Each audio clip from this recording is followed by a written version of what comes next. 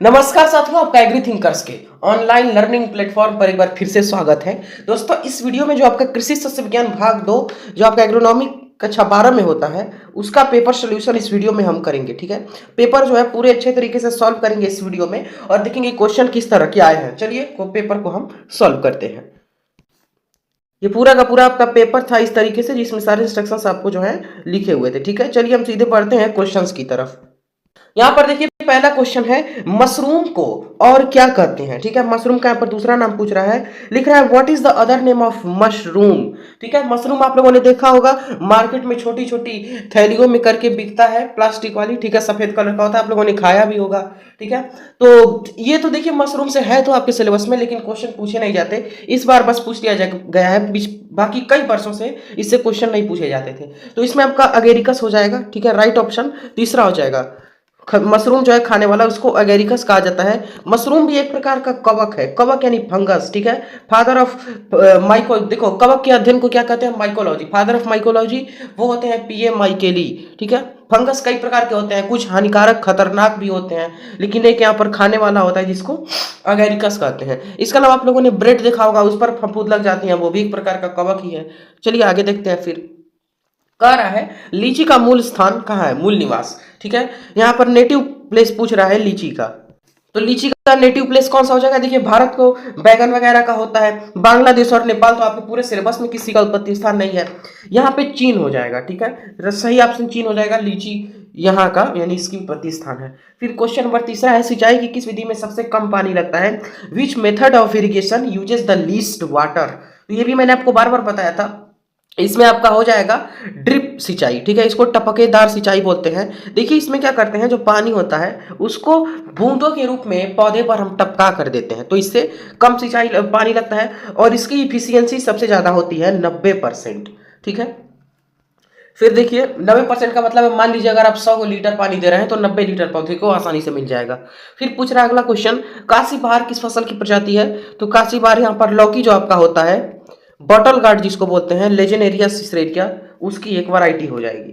फिर आगे कह रहा है यहाँ पर क्षारीय भूमि का पीएच मान। तो ये तो बच्चे बच्चे को पता होगा, क्षारीय भूमि का पीएच मान 7 से अधिक होता है। ठीक है, और अम्लीय का 7 से कम होता है, उदासीन का 7 होता है। चलिए आगे देखते हैं। दूसरे क्वेश्चन में कह रहा है मूली का वैज्ञानिक नाम। तो ये भी प्रीवियस ईयर में आया था, मैंने आपको बताया भी था। मूली का वैज्ञानिक नाम क्या होगा, रेफिनस सेटाइवस। ठीक है, रेफिनस सेटाइवस, ये इसकी जो बॉटनिकल नेम है वो हो जाएगा। फिर दो दैवीय आपदाओं के नाम लिखना है, write the names of two natural, ठीक है, कैलेमिटीज, जो नेचुरल हजर्ड्स है उनके बारे में यहाँ पर आपको लिखना है। तो आप क्या क्या लिख सकते हैं, बाढ़ लिख दो या सूखा लिख दो या अकाल लिख दो या कोई भी दैवीय आपदा, उपल वृष्टि, ओलावृष्टि, कोई भी चीजें लिख सकते हैं। फिर कह रहा है बैगन का बीज दर लिखिए, तो क्या हो जाएगा। देखिए बैगन, ब्रोकली, फूलगोभी, वाटरमेलन, टमाटर, इन सब का बीज दर सेम ही होता है, लगभग कितना होता है, 450 से 600 ग्राम। ठीक है, ये आप लिख देंगे। फिर अगला क्वेश्चन क्या कह रहा है, अम्लीय भूमि का पीएच मान, ये मैंने बताया भी था आपको अभी ऊपर। ठीक है, what is the pH value of acidic soil, तो 7 से कम होगा, ये आपको ध्यान में रखना है। फिर कह रहा है कि गेंदा किस कुल का पौधा है, marigold is the plant of which family.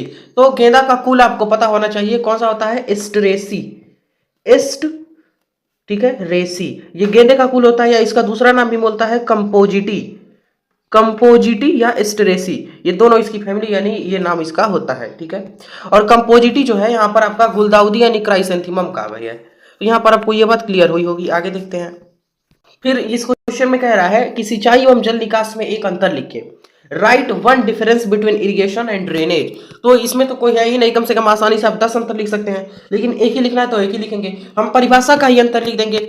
ऐसे हम एक लाइन बनाएंगे, इधर लिख देंगे सिंचाई और इधर लिख देंगे जल निकास। सिंचाई में हम लिख देंगे कि पौधों के सफल उत्पादन हेतु, ठीक है, मृदा में आवश्यक नमी बनाए रखने के लिए तथा, ठीक है, क्या, उचित फसलोत्पादन हेतु, पौधों की वृद्धि और विकास हेतु मृदा में आवश्यक नमी बनाए रखने के लिए कृत्रिम रूप से पानी देने की प्रक्रिया सिंचाई कहलाती है। वहीं जल निकास क्या होता है, उचित फसलोत्पादन हेतु मृदा की सतह अथवा अधोसतह से आवश्यकता से अधिक जो जल है उसको बाहर निकालने की क्रिया सिंचाई कहलाती है। ठीक, फिर पूछ रहा है पपेन क्या होता है। तो ये मैंने आपको बताया था, क्या होता है, देखिए जो पपेन है ये एक प्रकार का पाचक एंजाइम है या डाइजेस्टिव एंजाइम है जो कच्चे पपीते से बनाया जाता है और इसमें 72.2% जो है प्रोटीन पाया जाता है। यह बात आपको ध्यान में रखना है। फिर पूछ रहा है मैंगो मालफॉर्मेशन क्या है, ठीक है, व्हाट इज मैंगो मालफॉर्मेशन। जो यहाँ पर यही आपका कह रहा है 9वें क्वेश्चन में मैंगो मालफॉर्मेशन के बारे में कि क्या होता है, तो इसके बारे में हम देख लेते हैं। आम में लगने वाला एक रोग है जिसमें फूल और बौर जो है वो एक अच्छे गुच्छे का रूप धारण कर लेते हैं, ठीक है, गुच्छा बन जाते हैं जिससे उपज खराब प्रकार से मिलती है, सही से नहीं मिलती। तो देख लीजिए यहाँ पर मैंगो मालफॉर्मेशन डिजीज के बारे में, इसके सिम्टम्स क्या होंगे, जो लक्षण है कि फूल तथा प्ररोह एक अच्छे गुच्छे का रूप ले लेते हैं, कुनिर्माण के कारण फल नहीं बन पाते हैं और ये कवक के कारण होता है। कवक का नाम है फ्यूजेरियम मोनेलिफेरम और इससे जो रेसिस्टेंट वैरायटी है, संवेदनशील प्रजाति, वो चौसा हो जाएगी। Chausa is the sweetest variety of mango. अगला क्वेश्चन, फिर यहाँ पर आपका आगे क्या कह रहा है, देखिए प्याज की नर्सरी का समय एवं बीज दर लिखिए। Right the time of nursery and seed rate of onion, ठीक है, तो ये बड़ा ही आसान सा क्वेश्चन है। इसकी नर्सरी कब डालते हैं, ठीक है, प्याज की जो नर्सरी है वो मार्च के महीने में डाली जाती है। कब डाली जाती है, मार्च के महीने में प्याज की नर्सरी डाली जाती है। और बीज दर प्याज और लहसुन की कितनी होती है, 8 से 10 केजी। प्याज और लहसुन की सेम ही होती है, ठीक है। तो ये आपका हो गया। और क्या पूछ रहा है इस क्वेश्चन में, तो समय पूछ रहा है। समय इसमें जो है मार्च हो जाएगा, तो ये आपका हो गया, ठीक है। नर्सरी का समय मार्च और बीज दर 8 से 10 केजी। आगे देखते हैं, कह रहा है अमरूद के पेड़ में छटाई कब करते हैं। When do you do pruning in guava plant. 11वें क्वेश्चन में ये कह रहा है, तो कब करेंगे, देखिए हम मार्च के महीने में, या फरवरी मार्च लिख दें तभी सही है। मार्च के महीने में हम अमरूद के पेड़ में जो प्रूनिंग है वो करते हैं। फिर देखिए, फिर क्वेश्चन नंबर 12 देख लीजिए क्या कह रहा है, आम के काला सिरा रोग के प्रमुख लक्षण एवं रोकथाम के उपाय लिखिए। Right the main symptoms and preventive measures of black tip disease of mango. तो देखिए जो काला सिरा रोग है इसके बारे में मैंने आपको अभी जो कल ही की वीडियो में बताया था शाम को, ठीक है। ये कई बार क्वेश्चन जो है आता है, तो इसमें अगर आपको नहीं भी पता है तो एक लाइन तो कोई भी लिख सकता है, ठीक है, बिना कुछ सोचे कि इस रोग में आम का जो सिरा है वो काला पड़ जाता है। और है भी यही, मैंने आपको बड़े अच्छे से बताया था। देखिए मान लीजिए ये, अब मुझे आता तो नहीं है बनाने ड्राइंग, लेकिन एक सेकेंड रुकिए, कोशिश करता हूँ। कुछ इस तरीके से मान लीजिए आम रखा हुआ है, तो इसका ये जो निचला वाला सिरा होगा, नीचे वाला जो इसका टिप होगा ये काला पड़ जाएगा। ये आप लोगों ने देखा भी होगा, ठीक है। ये वाला सिरा नीचे वाला इसका काला पड़ जाएगा और ये पहले तो मुलायम होगा और बाद में ये कठोर हो जाएगा और इसमें से दुर्गंध आने लगती है, ठीक है। तो यही होता है आम का काला सिरा रोग। और ये होता क्यों है, जो आपका आम का जो आपका गार्डन है, आम का बागान है, आम का बगीचा है, वो ईंट भट्ठों की चिमनियों से अगर 2 किलोमीटर से कम की दूरी पर है तो ये रोग लग जाता है। क्योंकि जो भट्ठों की चिमनियाँ होती हैं, मान लीजिए कुछ भट्टों की चिमनियाँ कुछ 1 सेकेंड कुछ इस तरीके से आपकी होती हैं, तो यहाँ से जो है दो धुआं निकलता है, ठीक है, भट्टों की चिमनियों से। तो धुएं में सल्फर डाइऑक्साइड, 2 प्रकार की खतरनाक गैसें निकलती हैं, सल्फर डाइऑक्साइड और कार्बन मोनोऑक्साइड। तो इनसे जो है, इनके प्रभाव से काला पड़ जाता है, ठीक है, ये रोग होता है इसके प्रभाव से। इसके अलावा बोरान की कमी हो जाए तब भी ये रोग हो जाता है। तो इसका उपाय क्या है, पहले तो ईंट भट्टों की चिमनियों को, मतलब जो आम का गार्डन है उसको चिमनियों से 2 किलोमीटर की दूरी पर लगा दीजिए। और दूसरा ये है कि बोरेक्स या बोरिक एसिड का हम एप्लीकेशन कर देंगे, ठीक। फिर कह रहा है अम्लीय मृदा किसे कहते हैं, अम्लीय मृदा बनने के कारण एवं निवारण के उपाय लिखिए। What is called acidic soil, write the reasons for the formation of acidic soil and their measures to prevent it. चलिए इसके बारे में देखते हैं। देख लीजिए, इसमें मैंने आपको बताया था जिस मृदा में, ठीक है, क्या, जिस मृदा में, ठीक है, उसके विलयन में, ठीक है, मृदा विलयन में हाइड्रोक्सिल आयनों की अपेक्षा हाइड्रोजन आयनों की अधिकता हो जाती है, ठीक है, तो ये मृदा अम्लीय गुण प्रदर्शित करती है, ठीक है, और इसका पीएच 7 से कम होता है। सिंपल सी बात ये है कि जिस मृदा में जो हाइड्रोक्सिल आयनों की अपेक्षा हाइड्रोजन आयनों की अधिकता हो जाए, ठीक है, उसको अम्लीय मृदा कहते हैं। इसका पीएच जो है 7 से कम होता है। अब क्या पूछ रहे हैं, बनने के कारण कई सारे होते हैं, जैसे आर्द्र जलवायु या अधिक वर्षा, अम्लीय चट्टानों से मृदा का निर्माण, अम्लीय उर्वरकों का अधिक समय तक प्रयोग, मृदा में कार्बनिक पदार्थ की मात्रा, कुछ फसलें जैसे मक्का, बरसीम, रिजका द्वारा कैल्शियम जो कि क्षार होता है का अधिक मात्रा में यानी प्रयोग करना, इसके अलावा अम्लीय वर्षा, सूक्ष्म जीवों की क्रिया, ये सब कारण है। फिर सुधार में क्या करेंगे, चूना का प्रयोग कर सकते हैं। इसके अलावा क्षारीय उर्वरक जैसे सोडियम नाइट्रेट यूज कर सकते हैं। अम्लतारोधी फसलें जैसे धान, जई, अलसी, आलू, शकरकंद, टमाटर, गन्ना आदि यूज कर सकते हैं। अच्छे तरीके से जल निकास को मैनेज करेंगे तो इससे ये सुधर जाएगा। ये क्वेश्चन पहले भी आया हुआ था, मैंने आपको बहुत अच्छे से बताया था। ठीक है, फिर कह रहा है जल क्रांति का भूमि एवं पौधों पर प्रभाव लिखिए। Right the effect of water logging on land and plants. तो इस क्वेश्चन में आपको ये लिखना है। इसको मैंने पहले भी बताया था, भूमि और पौधों पर प्रभाव जल क्रांति का। फिर से चलिए बता देता हूँ। सबसे पहले क्या हो जाएगा, भूमि पर प्रभाव। कौन कौन सा प्रभाव पड़ता है, पहला होगा कि भूमि में वायु संचार की कमी हो जाती है, जो एरिएशन होता है। दूसरा, मृदा अम्लीय हो जाती है। तीसरा, मृदा तापक्रम में कमी हो जाती है। चौथा, भूमि में हानिकारक लवणों की अधिकता होती है। पांचवा, समय से जुताई बुआई नहीं हो पाती। पौधों पर प्रभाव, पहला क्या हो जाएगा, मृदा में ऑक्सीजन की कमी हो जाती है। ऑक्सीजन न मिलने से पौधे सूख जाते हैं। ठीक है, आपको पता है ये बात, क्योंकि ऑक्सीजन जो है वो एक आधारी है, यानी बेसिक तत्व है। कार्बन, हाइड्रोजन, ऑक्सीजन आपको पता होगा, मैंने बताया था। फिर क्या है, मृदा ताप, जो सॉइल हीट होती है, मृदा उष्मा, उसमें कमी हो जाती है, जिससे पौधों की जड़ें ठीक प्रकार से काम नहीं करती। और क्या है, लाभदायक जीवाणु की कमी हो जाती है अथवा ठीक प्रकार से काम नहीं कर पाते। फिर क्या है, निक्षालन के द्वारा पोषक तत्व नीचे चले जाते हैं, जिससे मृदा की उर्वरता जो है उसमें कमी आती है। फिर क्या, बहुत सारे पौधे नष्ट हो जाते हैं। तो ये सारा आपका यहाँ पर प्रभाव हो जाएगा। चलिए अगला क्वेश्चन देखते हैं। देखिए क्वेश्चन नंबर 15 क्या कह रहा है, पुष्प उत्पादन के लाभ एवं गेंदा की खेती के बारे में संक्षेप में लिखिए। यानी right the benefits of flower production and right a brief description of marigold cultivation. ठीक है, तो इसमें आपको पुष्प उत्पादन के बारे में लिखना है और गेंदा की खेती के बारे में, या चाहे तो मशरूम लिख सकते हैं, इन दोनों में से, लेकिन आसान तो गेंदा वाला ही था। चलिए मैं बता देता हूँ थोड़ा सा। देखिए गेंदा का बॉटनिकल नेम क्या हो जाएगा, क्योंकि गेंदा दो प्रकार का होता है। अगर फ्रेंच गेंदा है तो उसका नाम हो जाएगा टेगेटस पेटुला, और अगर अफ्रीकन गेंदा है तो उसका नाम हो जाएगा टेगेटस इरेक्टा। तो ये नंबर इसमें 24 हो जाएगा। उत्पत्ति स्थान मैक्सिको हो जाएगा और फैमिली एस्टेरेसिया कंपोजिटी हो जाएगा। ये ऊपर आया था आपके बहुविकल्पी में, उसमें भी मैंने आपको बताया था। प्रजातियों में फ्रेंच प्रजातियां आती हैं, जैसे आपकी रस्टी रेड है, नाटी मेरिस्टा है, हनीकॉम्ब है, स्कारलेट है, स्कारलेट ग्लो नाम है।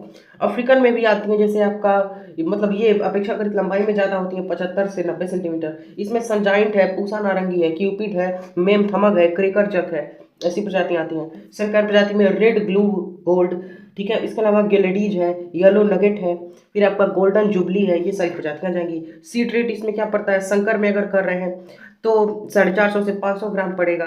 ठीक है, और सीड ट्रीटमेंट हम कर रहे हैं यहाँ पर तो बाविस्टीन या कैप्टान का 2.5 ग्राम हम यूज करेंगे पर किलो सीड के लिए। ठीक है, तो ये सी बातें आपकी यहाँ पर हो जाएंगी। इसमें रोग भी लगते हैं, जैसे गिरोई लगता है, और रोकथाम इसका हम सल्फर पाउडर से करते हैं। लीफ स्पॉट लगता है, सिम्टम्स, ठीक है, ये चीज़ें उसके बाद से कंट्रोल आप कर सकते हैं। इंसेक्ट में थ्रिप्स है, ग्रीन फ्लाई है, ये सारी चीज़ें लगती हैं। नाइट्रोजन इसमें हम देखिए कंपोस्ट 10 से 12 टन देंगे। नाइट्रोजन फास्फोरस पोटास जो है वो 110 75 किलोग्राम पर हेक्टेयर की रेशियो से हम देंगे। ठीक है, स्पेसिंग फ्रेंच गेंदा में 20 गुणे 20 सेंटीमीटर, अफ्रीकन में 40 गुणे 30 और संकर गेंदा में 60 गुणे 30 सेंटीमीटर। तो ऐसे आप गेंदा के बारे में पूरा लिख सकते हैं। ठीक है, और अगर नहीं आ रहा है वो वाला क्वेश्चन तो आप ये भी कर सकते हैं, मशरूम की खेती का संक्षिप्त वर्णन कीजिए। Give a brief description of mushroom cultivation. ठीक है, अभी जो ऊपर आपको अगेरिकस बताया हुआ था। फिर कह रहा है मसालों का महत्व लिखिए तथा मिर्च की खेती का संक्षिप्त वर्णन कीजिए। ठीक है, write the importance of spices and, ठीक है, एंड ब्राइफली, ठीक है, briefly describe the cultivation of chilli. ठीक है, तो मसालों का महत्व लिखना है और आपको यहाँ पर क्या है, मिर्च के बारे में लिखना है। तो इसमें महत्व आप आसानी से लिख सकते हैं कि ये हमारे जो भोजन है उसके टेस्ट को बढ़ाता है। इसके अलावा ये हमारे भारत में जो है, भारत मसालों का घर है, तो कई जगह ये इम्पोर्ट हम एक्सपोर्ट भी करते हैं। देखिए इसका खेती देखिए, बॉटनिकल नेम इसका हो जाएगा कैप्सिकम मेनम वैरायटी लॉन्गम, और अगर वो है आपका शिमला मिर्च तो कैप्सिकम मेनम वैरायटी सरोसम हो जाएगा। फैमिली सोलेनेसी, उत्पत्ति स्थान मैक्सिको, 2N नंबर 24, फल का प्रकार बेरी। परागण इसमें ओपन क्रॉस होता है क्योंकि 90% सेल्फ होगा और 10% क्रॉस होगा। इसमें लाल रंग कैप्सिथिन के कारण होता है, तीखापन यानी पंजेंसी कैप्साइसिन के कारण। बीज दर 1 से 1.5 kg पर हेक्टेयर, संकर में 275 ग्राम, और नर्सरी 150 वर्ग मीटर में, अंतरण 45 × 45 सेंटीमीटर। उत्पादन में भारत सबसे आगे है, उपभोग में भी सबसे आगे है। भारत में सबसे ज़्यादा आंध्र प्रदेश में, सबसे बड़ा एक्सपोर्टर भी भारत है। इसके लिए बायो फर्टिलाइजर एजोटोबैक्टर यूज करते हैं। फल बनते समय टेम्परेचर 20 से 25 डिग्री सेल्सियस चाहिए। ये चीज़ें हैं। अगर पूरा जो मिर्च है इसमें 54% इसका सीड का वेट होता है भार, डंठल 6% होगा और पेरिकार्प 40% होगा। विटामिन ए और सी अच्छी तरीके से पाया जाता है। प्रजातियों में पूसा ज्वाला है, पंत सूर्या है, भाग्य लक्ष्मी है, आंध्र ज्योति है, एलिफेंट ट्रंक है, पटना सूर्या है। ये सारी प्रजाति हो जाएंगी। इसमें इंसेक्ट भी लगते हैं, जैसे थ्रिप्स लगता है, तो इसका नाम सीरिटोथ्रिप्स डोरसेलिस है। व्हाइट फ्लाई लगता है, तो इनके नियंत्रण के लिए एफिसेट हम यूज कर सकते हैं। माइट लगता है, इसके लिए हम इथियोन या डाइकोफोल यूज कर सकते हैं। डिजीज में लीफ कर लगता है, इसके लिए हम एफिसेट यूज कर सकते हैं। पाउडरी मिल्ड्यू लगता है, इसके लिए कैराथेन यूज करेंगे। डैम्पिंग ऑफ लगता है, इसके लिए बाविस्टीन का छिड़काव करेंगे 0.2%। इसके अलावा फ्रूट रॉट भी लगता है, एंथ्रेक्नोज लगता है, मोजैक लगता है। ये सारे यहाँ पर जो डिजीज हैं वो लगते हैं। तो इस प्रकार से आप मिर्च के बारे में लिख सकते हैं। ठीक है, ये आपका हो जाएगा। लास्ट और 17वां क्वेश्चन देख लीजिए क्या कर रहा है। करेला, लौकी, खरबूज और कद्दू एवं तुरई का वैज्ञानिक नाम, बोने का समय एवं उपज प्रति हेक्टेयर। ये पूरी जो है आपको एक सारणी बनाकर लिखनी है। ठीक है, तो इसका देख लीजिए, आप बहुत ही आसानी से लिख सकते हैं। करेला, लौकी, खरबूज, कद्दू, सबका वैज्ञानिक नाम लिखना है। देखिए ऐसे हम एक टेबल बनाएंगे। ठीक है, एक जगह वैज्ञानिक नाम रहेगा, यहाँ पे बीज दर रहेगा, यहाँ बोने का समय रहेगा, यहाँ उपज रहेगा। ठीक है, तो ऐसे आपको लिखना है। और इसको ना लिख पाए तो यहाँ पर कुछ हम संक्षिप्त टिप्पणी लिख सकते हैं। उपल वृष्टि, प्याज में खरपतवार नियंत्रण, बटन मशरूम और भूमि विकार। ठीक है, वही कह रहा है यहाँ पर। इंग्लिश में देख लीजिए, prepare and percent in a table that scientific name, seed rate, sowing time and yield per hectare of bitter gourd, bottle gourd, muskmelon, pumpkin and ridge gourd। इसकी जगह पर ये क्वेश्चन कर सकते हैं, हेल स्टॉर्म है, वीड कंट्रोल इन onion, button mushroom और soil sickness. तो ये वीडियो कंप्लीट हुई। कोई क्वेरी है तो उसके लिए आप कमेंट करें, और व्हाट्सएप ग्रुप और टेलीग्राम चैनल से जरूर जुड़े, लिंक मिलेगा डिस्क्रिप्शन में। इन सभी इंस्ट्रक्शंस को फॉलो करें। अब कृषि वनस्पति विज्ञान और कृषि अर्थशास्त्र के वीडियोज आपको आज से मिलने प्रारंभ हो जाएंगे, उसके मॉडल पेपर के। वैसे तो मैंने आपको पूरा सिलेबस कवर कराया है कृषि वनस्पति विज्ञान और अर्थशास्त्र का। ठीक है, तो मिलते हैं नेक्स्ट वीडियो में। इन सारे इंस्ट्रक्शंस को फॉलो करें, कमेंट जरूर करें, क्योंकि फीडबैक अति आवश्यक है। फीडबैक, ठीक है। तो thanks for watching, have a nice day, take care.